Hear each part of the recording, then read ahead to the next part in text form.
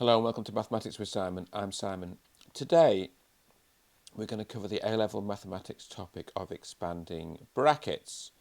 So we use one simple law again and again, which is that A times B plus C equals A times B plus A times C. At A-level we often omit the times sign, so we just go A, B plus C equals AB plus AC. So just let's look at one example of this. So 3 times 4 plus 5 equals 3 times 4 plus 3 times 5, or 3 times 9 on the left, which is 27, equals 12 plus 15. This is true. So obviously showing one example works, doesn't prove the rule, but it kind of illustrates and helps us. You may not feel you need a proof for this. You may feel that this is just natural. And one of the ways in which it feels natural is to look at this picture, which is that the two rectangles put together, the area of the two rectangles put together is A times B plus C. And then the orange rectangle, the area of that is A times B. And the area of the blue rectangle is A times C. So we can see that the whole area is A times B plus A times C, which is equal to A times B plus C. And that's a way of illustrating it, and I think it's virtually a proof. I would say it's virtually a proof. I mean, you may say it doesn't need to be proved. I mean, in some ways, it's a basic law of how the numbers work. But anyway, that helps kind of bring it to life. So 4 times 2x plus 3y equals 8x plus 12y. And this sort of technique is referred to as expanding brackets. You basically get rid of the brackets. It's also true that A times B minus C equals A times B minus A times C, or A, B minus C equals A, B minus AC.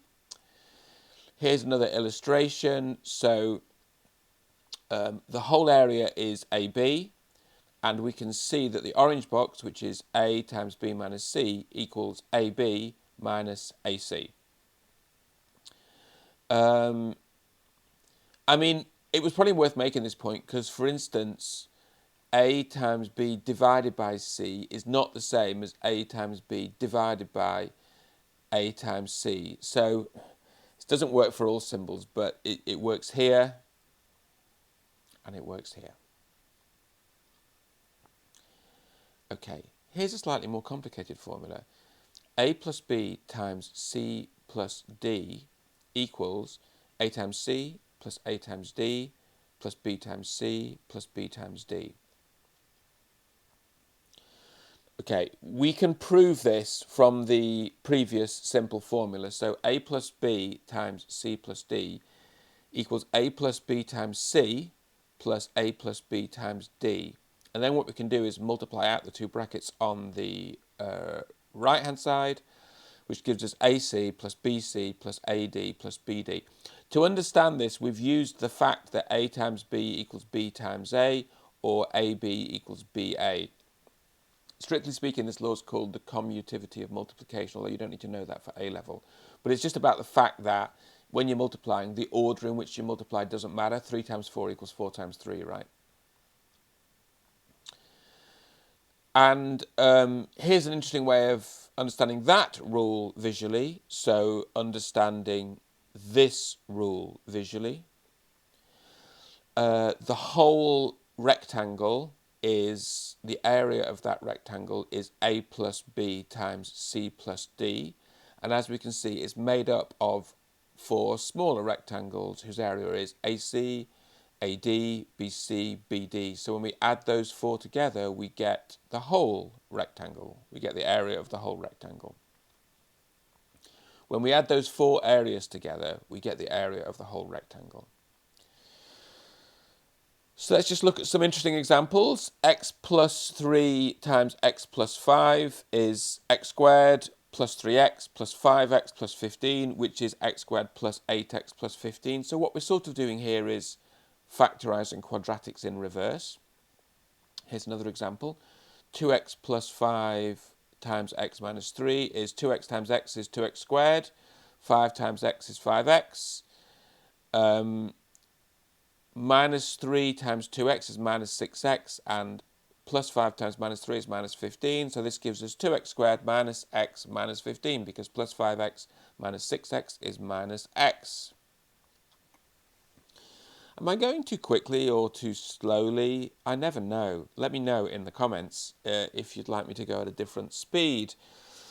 Here's another example, very famous, difference of two squares. So a plus b times a minus b is a squared minus b squared, because what you get is a times a is a squared, then you get a times minus b gives us minus ab, and then you get b times a gives us plus ab, and they cancel. And then b times minus b gives us minus b squared. A plus b all squared is a squared plus ab plus ab plus a squared, which is a squared plus 2ab plus a squared. And then when you work out in full, a plus b cubed is a plus b times a squared plus 2ab plus a squared. And when you work through all the terms, you get a cubed plus 3a squared b plus 3ab squared plus b cubed. You get a sequence of these actually. You can do a plus b to the fourth, a plus b to the fifth, a plus b to the sixth. It's called the binomial theorem, is the way you expand those brackets, and we'll look at that in a later video. So here's an application of the difference of two squares. If someone said to you, what's 97 times 103, that's quite a hard thing to do in your head. So 97 is 100 minus 3, and 103 is 100 plus 3. So we can think of this as 100 minus 3 times 100 plus 3, which by a difference of two squares is 100 squared minus 3 squared, which is 10,000 minus 9, which is 9,991. Very quick, very smooth, no need to do long multiplication. Also, we know that x minus y squared equals x squared minus 2xy plus y squared. Just satisfy yourself that that's true, because you get x squared, then you get minus xy plus y squared. So if someone said, what's 98 squared? That's like 100 minus 2 squared. So that would be 100 squared minus 2 times 100 plus 2 squared. So 10,000 minus 200 plus 4, which is 9,804. And I'm going to put a little comma between the 9 and the 8 just for consistency with the line above. And that's quite nice. And so, do you know how to do 99 squared or 97 squared or 96 squared? I'm sure you do. Or indeed 101 squared. It's all beautiful. I hope you like this video. If you do, please hit the like button. You're very welcome to subscribe and hit the notification bell. I'm sending more videos. I'd love to hear your ideas. And most of all, I hope you enjoy your mathematics.